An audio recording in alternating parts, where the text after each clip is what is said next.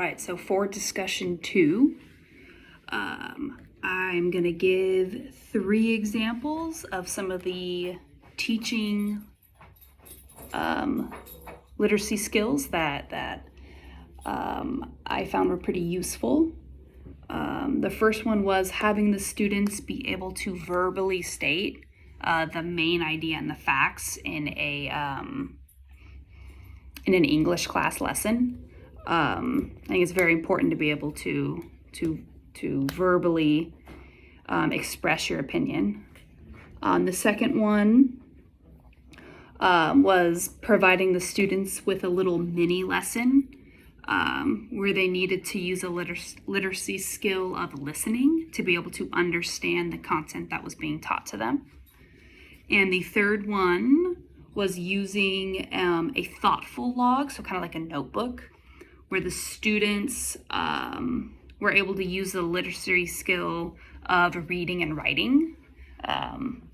They would write down, the information that they took away from the lesson, and then they could later read it out to a classmate or to the teacher.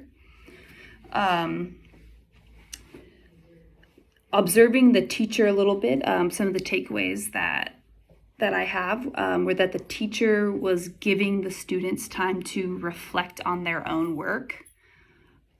She wasn't rushing them. She was allowing them to find the information that she was asking for. And on top of that, she was also giving them like little hints of what she was looking for. So if a student was kind of like confused, she was giving them a little hint on how to get there. Something that I observed from the students were that the students were pretty engaged in the lesson.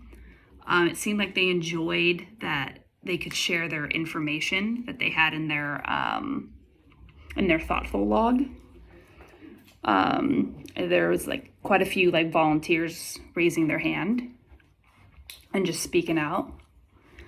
What I found effective, I really liked that the teacher gave them that time to find their information, and that they gave them those hints so that it could really help them figure out what they were looking for. And if a student was confused or didn't know what to do, those little hints were really helping them out so that they didn't just sit there and waste time. They were able to participate also.